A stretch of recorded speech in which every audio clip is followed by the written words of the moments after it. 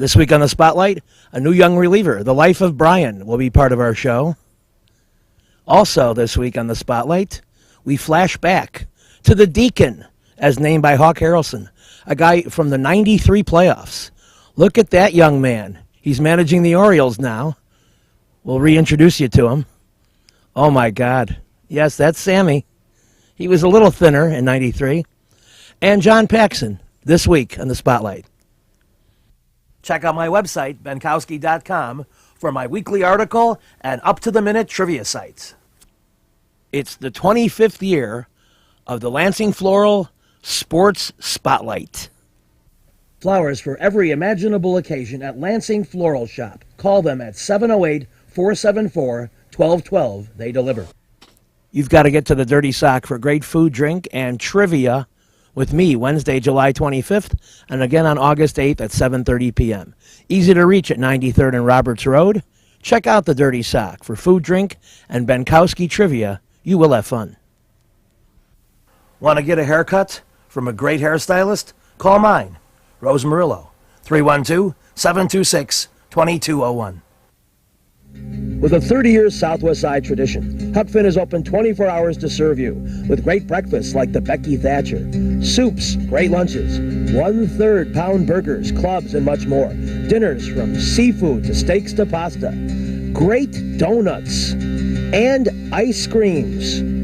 With 3 locations at Archer and Damon, 67th and Pulaski, and 105th and Cicero. Stop in today. You know Huck Finn is open. Tanks is a great place to go with an outdoor beer garden, beanbag games at 124th and Western. You might find me there. They're open Monday through Friday at 10 a.m., Saturday and Sunday at noon. Watch Sox, Cubs, NFL. They have daily specials. A lot of good stuff and fun going on at Tanks, 124th and Western. Hi, my name is Rose, and I've been a skilled hairstylist for over 10 years. I specialize in men's haircuts and in corrective color. Come visit me at Salon 203 at 203 North LaSalle, 312-726-2201. And while you're at it, come in and get a shoe shine and a shave. It's a great place where a man can be a man. Since 1967, El Jardín has been serving the finest Mexican food. Before, after, or during ball games, located conveniently just 3 blocks south of Wrigley Field, 3335 North Clark. Whether there's a game or not, you still get hungry, and El Jardín has great service, great food, and great drinks. I've enjoyed every meal I've had there, and you will too. So get to El Jardín for great Mexican food at 3335 North Clark Street in Chicago. You'll be glad you did. We're back on the Spotlight. It's time to talk young pitching. When you're talking young pitching, you're talking 2012 White Sox pitching. And whenever a veteran goes down, a young guy comes in.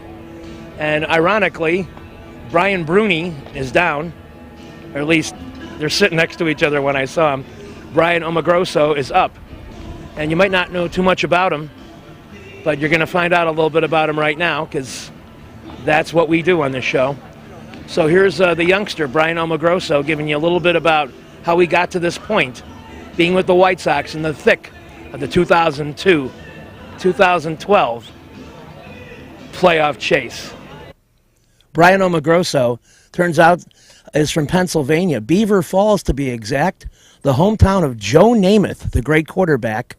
But Brian also attended college at Indiana State University.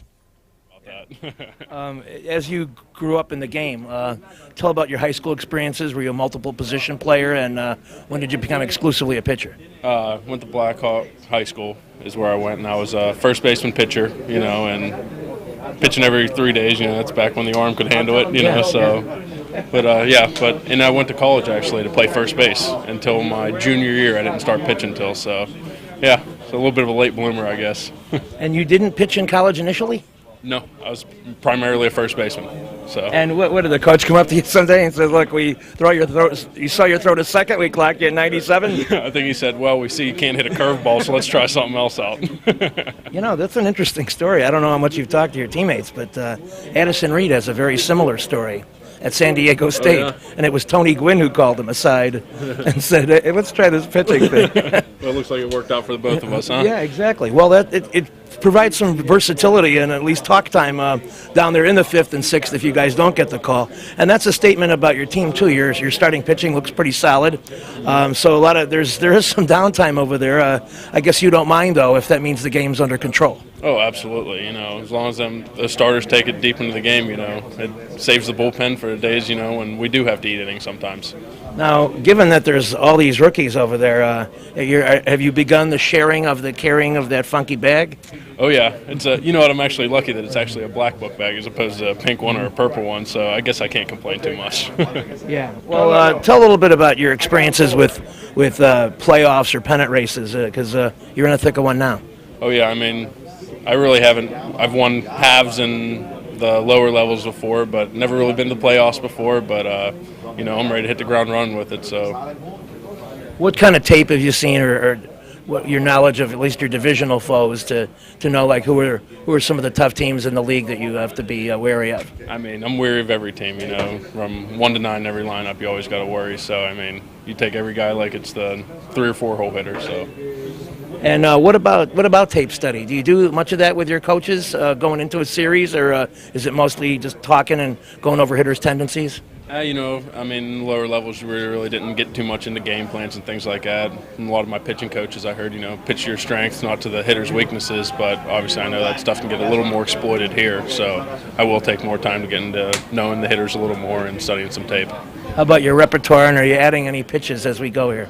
During this season, I've actually added a little cutter to help myself out, just to, get them off the fastball and stuff a little bit. But primarily, fastball, cutter, curveball, and changeup. So. Yeah, well, those should get you by in a 2-inning stint. But you don't want to show them all too early. That's right. And especially if you are doing the multiple inning stint. Absolutely. You never know about facing a hitter a second time. That's right. Try and just establish the fastball earlier and take it from there. I got a feeling this Brian's told you a lot of these stories. A lot of the tips already, right? Oh, yeah. Are you tipping them off and being kind of like a bonus coach? When you were pointing to yourself, were you indicating earlier that he was a fan of you growing up? That's what I'm that old, so he should be a fan of mine. Not that much younger than you. Well, anyway, the 2 Bryans will be coming out of the pen and doing a good job for this team. As the pitching staff certainly is the backbone of it, with some pretty excellent hitting too. That's why I think this team will be around in October. And we'll be back with more on the Spotlight after these messages. Don't go away. Thanks a lot. Milano's Pizza at 109th and Western is the place to order from, like I do. Lasagna, chicken parm, Italian beef, and stuffed pizza besides the thin crust. They're open Monday through Wednesday at 3 p.m., Thursday through Saturday 11 a.m., and Sunday at noon. Call them at 773-445-4010. Come play in the area's classiest billiard center, Jukebox Billiards, 7910 Calumet Avenue in Munster, 2 blocks south of 8094. Selling the most famous names of pool tables and billiard equipment. Specializing in table recovery and moving of tables. A complete pro shop with the most brand names of cues and cases. Celebrating over 20 years. Excellence. Top billiard tables. The place where the action is. Jukebox Billiards. 7910 Calumet in Munster. You've got to get to Shelton Fireworks, the world's largest warehouse, off Interstate 94, exit 22B in Porter, Indiana. Row after row of the best fireworks anywhere. From the little ones to the grand finales that'll end your show. Birthdays, anniversaries, graduations, in addition to the 4th of July. Just get over there to Shelton Fireworks now. Then you can reload by the time summer comes. Shelton Fireworks, I-94, exit 22B in Portage. Bring your car to Quick Stop Muffler and Brake at 95th and Pulaski, and they'll fix it right. They also do shocks and struts, free estimates. Call them at 708-423-3700. They're very thorough in their work, and they have very competitive pricing. Quick Stop Muffler and Brake, 95th and Pulaski. This man is up, though, to make a change, and let's go to the dugout and establish who we're talking to. Since last year, of course, the White Sox didn't win it. Maybe a little bit more pressure to win this year. A lot has happened, both with the ball club and with you personally. Could you share a little bit of some family struggles that seem to be getting fixed up now? Yeah, my wife earlier this year around May, she was in a serious car accident coming from California going toward Houston, and she had a mother-in-law had a wreck in my truck I had. But she was in a coma for like 3 weeks, but now she's doing real good. She's rehabbing her body back and coming on real strong. You know, everything like she'll be back to her regular self. Well, I'm sure there was some times early in the year where baseball was the farthest thing from your mind, but it's coming back to a concentration on the game now, huh? Yeah, at first though, it hit me real hard at first, you know. But as my family got better, you know, it made me feel a lot better, and ready to come back and play baseball then. Well, a couple of you guys were really dominant down there in the minors. You put up some nice numbers, and the White Sox were always scouring because they need that little bit of left-handed punch. Yeah, we had a pretty good team out in Nashville. It was like a hitter's park, but my focus was getting back up here. You know, I was just hoping I could get back up soon, you know, enough to be able to play in the playoffs and be able to come off the bench in late innings and do something to help this team. Well, one of your very first at-bats, if not your absolute first one, was a very clutch base hit up the middle, as I recall, and that must have given you a good feeling. Could you describe that game and that situation? Well, I came up in second base and needed a big hit to tie the game up, but as I hit it and I seen it go in the middle, it was a good feeling for me to get back up and get right in the thick of things and do something, you know, to pump the team up. Seemed like after that, the team just got on the roll and started going then. How would you compare the chemistry on this White Sox team compared to '92? What new faces do you see that impress you, and what kind of difference on the attitude of the ball club? Well, this team have a real good attitude from last year. You know, everybody working real hard, and they see we got just about the best team in the league. You know, and they see we got a chance to win it, and everybody just pushing for that goal. Now, what about getting out there and doing a little bit of outfielding? You know, I know last year there was a little bit of struggles at times out there, but what have you done to overcome that? And if you get a shot doing some right field, well, what should we expect from you? Well, I kind of worked on my outfield a little bit harder this year than ever in spring training. You know, make sure I just get the bases down and do what I can do instead of trying to do too much. Last year, I believe I tried to do too much, being too aggressive out there, and most like aggressive errors I'm making. But this year, I just want to relax and just do the job I can do out there. Well, certainly the weather conditions are perfect for hitting. Your lineup is rounded out. You know, you're getting some at-bats, doing some DHing and whatnot. Tell us about how this lineup feels to you. Do you feel that confidence up and down the order where everybody's just thinking base hit, double, triple, whatnot? Well, this lineup is a very strong lineup. I don't see no weakness in it, 1 through 9, you know, like most teams, 1st through 5, you know, after that it gets sort of weak a little bit. But this team, you know, 7, 8, 9, it's the strongest 1, 2, 3. So I think, you know, we got a real good hitting team here, you know, a real good hitting coach to teach the basics to us, you know, and everybody just go down the field and doing what they can do. Young Buck Showalter has led the Yankees to an impressive American League Eastern standing. I think they'll win the division. We talked to him about a variety of things in the dugout. Involved in baseball in many different cities across the board around the country during your career. Certainly when you came into the New York job, you must have anticipated a fairly tough press corps. How has it matched up compared to your expectations, and how much of it has it been kept at bay by virtue of your success this year? Well, you know, I didn't come into this job with blinders on. I knew what the job entailed and what the expectations were and what the ramifications were if things didn't work out. You know, the Yankees afforded me a heck of an opportunity. They allowed me to come up here as a coach first to get a feel for it, and you know, it's a player's game, and you know, you try to treat them all fairly, not necessarily all the same. But as far as the media goes, you know, they've been very fair with us.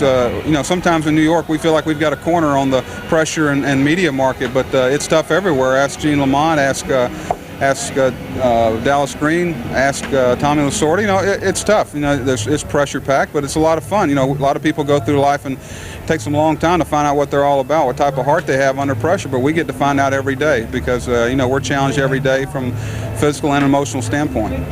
You know, the Yankees, by many standards across the country, have been the team people have learned to hate over the years as the Yanks have dominated their local teams, and certainly that's true here in Chicago to an extent, an appreciative hate, you might say, because they've always provided quality teams. But ironically, you find yourself in the position of being the team that has gone maybe the longest stretch, with the exception of the Indians, of not having won the AL East. Is there any added element of pressure that you haven't won the division in so long? Well, I don't think anybody can put any extra pressure on me that I don't already have on myself, and the players certainly understand what we're trying to do here. Certainly, winning's important to us, and we certainly have exceeded a lot of people's expectations this year. But at the same time, a lot of people think we've created a monster here now. If people expect us to win because we're close, and we've got this opportunity. We don't know what next year brings. We're right there. We've got some opportunities that we need to take advantage of. Certainly on paper, there's probably 2 or 3 clubs in our division that are better than us. But fortunately, this game's not played on paper. It's played with human beings who sometimes overachieve and sometimes underachieve, and games played a lot with your heart and not necessarily always statistics or paper. What will be the key down the stretch to make the Yankees the AL East champ? Well, I think the 2 areas that we have to be consistent in is our pitching, starting and relieving, and catching the baseball. At the major league level, you give a club more than 3 outs an inning, it's just a matter of time before you get burned. And it may not show up that inning. A couple errors, a hit batsman. Next thing you know, you've given them 3 extra outs. You may get out of that inning, but at the same time, you've made your pitcher throw to 3 or 4 extra hitters. Now makes him a 5 or 6 inning pitcher as opposed to 7, 8 inning pitcher. So I think defense and pitching, just like everybody has always said, is going to be key for everybody. To wrap up, and don't feel the need to be diplomatic, even though this is airing in Chicago, who do you see coming out of the AL West? Chicago, and I think Kansas City is a good club. I love the way they play defense, and they're very versatile. And with Cone and Apier, they're going to be, there's not going to be any prolonged losing streaks there. But Chicago can hurt you and beat you in so many ways. I look for them to win this division, but I think Texas could be there very quickly too. And you can't count out Seattle. I think I've covered everybody now, right? All right. With a 30-year Southwest Side tradition, Huck Finn is open 24 hours to serve you with great breakfasts like the Becky Thatcher, soups, great lunches, 1/3 pound burgers, clubs, and much more. Dinners from seafood to steaks to pasta, great donuts, and ice creams. With 3 locations at Archer and Damon, 67th and Pulaski, and 105th and Cicero. Stop in today. You know Huck Finn is open. You've got to get to Lansing Floral Shop. Open at 8 a.m. daily. Besides a great array of live flowers, they have custom silks, Bridgewater candles. They want you to plan your parties early at a wide delivery area. They're located at 3420 Ridge Road in Lansing, or you can call 708-474-1212. Weddings, funerals, birthdays, anniversaries, and guys, try the No Reason flower. Believe me, it works. Lansing Floral Shop. Give them a call, 708-474-1212. George's Sports Bar is not a secret anymore. 5407 West 95th Street, just a couple of blocks off Central. They have $1 Bud bottles Tuesday and Thursday, $1.50 domestic Sunday and Wednesday. They have a DJ on Friday. They have golden tea, and they have a very cool mini bowling alley at 5407 West 95th. Get there. Come play in the area's classiest billiard center, Jukebox Billiards, 7910 Calumet Avenue in Munster, 2 blocks south of 8094. Selling the most famous names of pool tables and billiard equipment, specializing in table recovery and moving of tables. A complete pro shop with the most brand names of cues and cases. Celebrating over 20 years, excellence, top billiard tables, the place where the action is, Jukebox Billiards, 7910 Calumet in Munster. I was at Wrigley Field last week and talked to one of my favorite Cubs, Sammy Sosa. And the interview was so in-depth, and he was so willing to talk, that we couldn't squeeze it into last week's show. The last thing you heard him talk about was his love fest, and I don't mean that jokingly, his great relationship with Jim Lefevre. We pick it up from that point. So that's why, every time I go up there, I want to do good because I know I got somebody behind me that like me and love me. That's a great feeling to have. Now, how about moving up in the lineup? With all these home runs and RBIs, you think that the Cubs might want to take advantage of your output, maybe get up in there in that 4 or 5 batting order slot. What about that? Well, that's my position, and I know I can take care of that, But sometimes, you get struggle, like I say, the team not go the way you want it. But like I say, we got a long way to go. We have a long season, and I know I'm going to be there, and then the number going to be there. Hitting 4 or 5 to me, it's more, I can drive more RBI to the home plate, I find, a lot of more people, in the base. Well, it seems like you got the mental part of this game all solved, everything going right. To wrap up, what do the Cubs need to do as a team to put on a run in the second half and challenge people? Well, right now, everybody, coming along, so we got Mark Grace in the DL, I mean, not in the DL, but, he's hurt, being hurt, pulling hands, stuff like that. But like I say, we got Harkey coming in the Civil League, Hivo, and Mike Morgan, all these guys, when the team all together, and and the hitters, we all lock in, so like we've been the last couple of days. Saying we're ready, we're ready to go. We're in there, we're gonna do some damage. So, like I said, so when the thing go the way we want right now, we're playing real good right now, so we don't worry about nothing. Just go up there, play the game, and do what I gotta do. I do my job, you do your job, and that's the way we're coming along the last couple of games. Well, it sounds to me like Sammy's saying pitchers healthy with the body, hitters healthy with the mind, and when those two are working, the Cubs are doing good. We'll watch for Sammy Sosa and more National League Player of the Week honors later in the year. But Jim Lefebvre has plenty to worry about. Despite Sosa's excellence and Rick Wilkins, who you'll hear from later in the show, the pitching staff is in a word disarray. And the reason? The absence of this man that Larry Himes couldn't figure out how to sign. Meanwhile, on the south side, All-Star Jack McDowell rolling along as one of the premier, if not the best pitcher in the majors today. Joined by fellow All-Star Frank Thomas, who's also in a position to put up more career numbers, Gene Lamont is in a good position if he could only inspire his troops a little bit more, get some production out of a guy like George Bell, who looks like he could be at the end of the road. Why does he limp all the time? Bobby Thigpen, I'd get a shot at starting him. I know it sounds nuts, so what if he goes 5 innings and flies? I might even let him hit. Hopefully Lamont can get over the hump of some of that ill feeling that still exists the way Carlton Fisk was let go.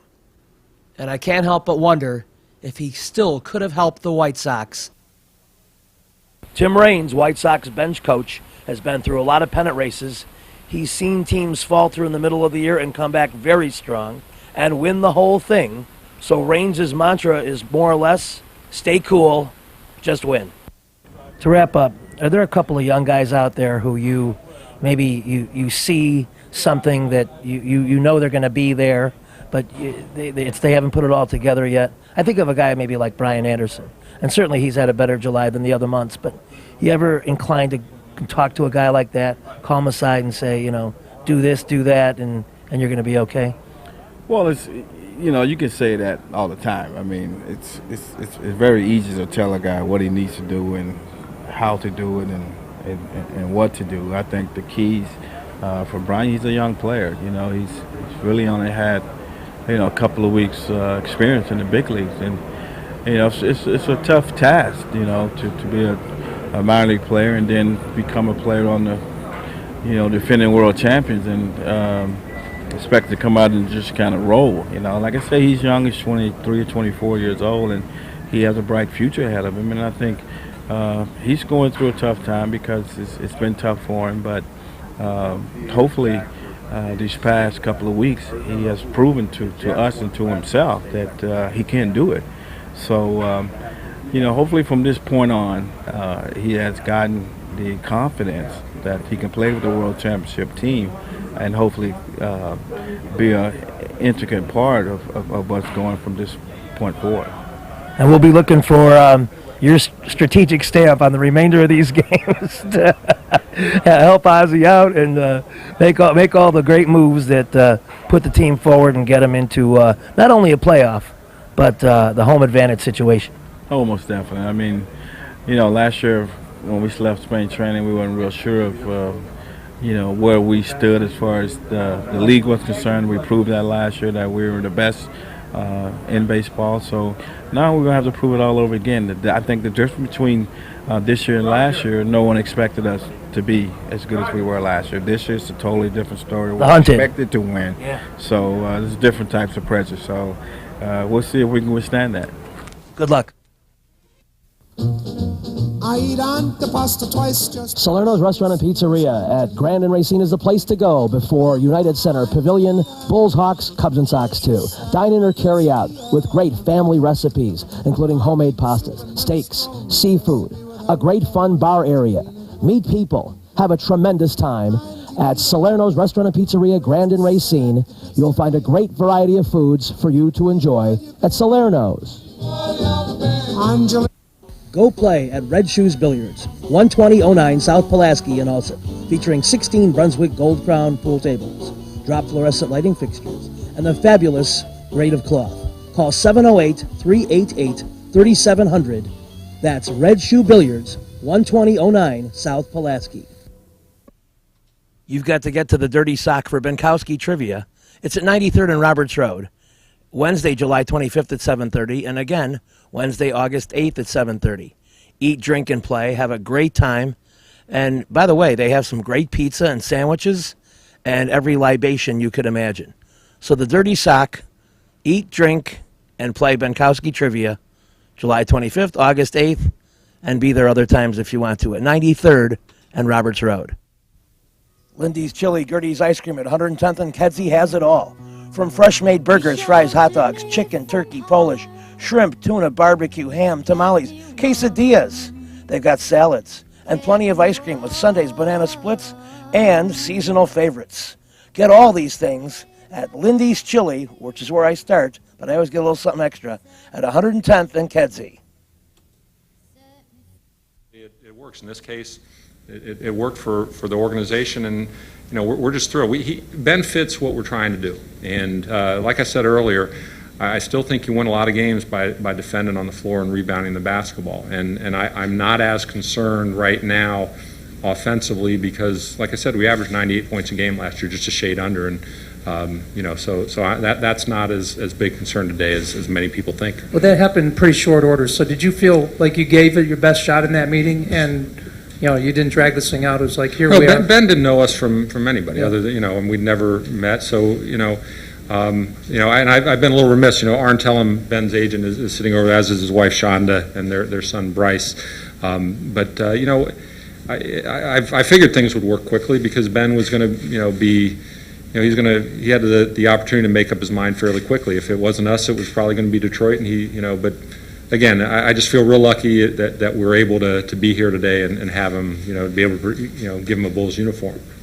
Scott, how much room to grow does the rest of the nucleus have, and how does Ben's presence here help them increase that or at least realize that?